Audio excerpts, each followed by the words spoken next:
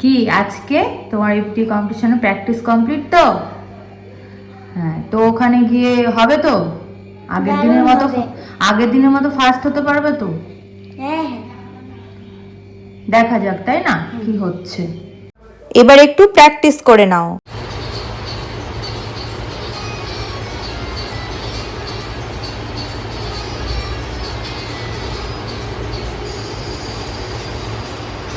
Hello, good morning. তো আজকে পেখমের ABT এর কম্পিটিশন আছে। আগের দিনে স্কুলে ফার্স্ট হয়েছে, আজকে কি হচ্ছে সেটাই দেখি। ও 100% দিয়ে করবে বলেছে, দেখা যাক। পেখমের ফাইনাল লুক কমপ্লিট। কেমন হয়েছে তোমরা জানিও। আর আজকে যে কম্পিটিশনটা হবে ওটা রবীন্দ্র স্মৃতি।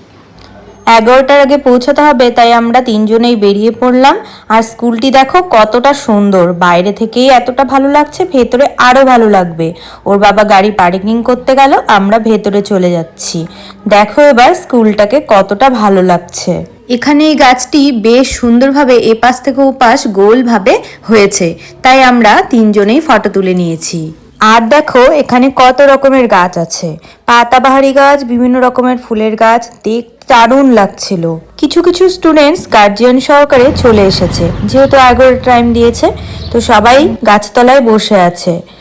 আর ওর বাবা চলে গেল আমাদেরকে রেখে, কারণ প্রোগ্রাম কখন শেষ হবে তার কোনো ঠিক নেই।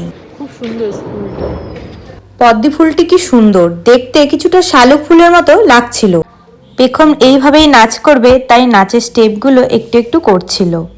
আজ না ভীষণ গরম পড়েছে, এত রোদ উঠেছে যে গাছের ছায়া আমরা দাঁড়িয়ে আছি। পেখমদের ডান্স প্রোগ্রাম এখানেই হবে, বাকিগুলো অন্যান্য ঘরে হচ্ছে।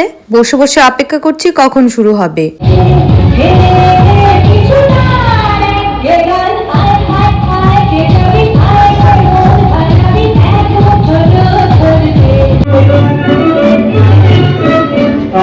দুই বান্ধবী একসাথে কম্পিটিশনে এসেছে, দুজনেই ফার্স্ট হয়েছে। পেখমের বান্ধবী পারিজা আবৃত্তিতে সেকেন্ড হয়েছে। পেখম আর পেখমের বান্ধবী স্কুলে প্রতিযোগিতায় ফার্স্ট পজিশনেই এসেছিল। আজ পারিজা সেকেন্ড হয়েছে, পেখম কি হচ্ছে সেটাই দেখি। প্রতিযোগিতায় হার জিত আছেই, মন খারাপ করার কিছুই নেই। পেখমদের নাচের কম্পিটিশনে এই মেয়েটাই হয়েছে ফার্স্ট।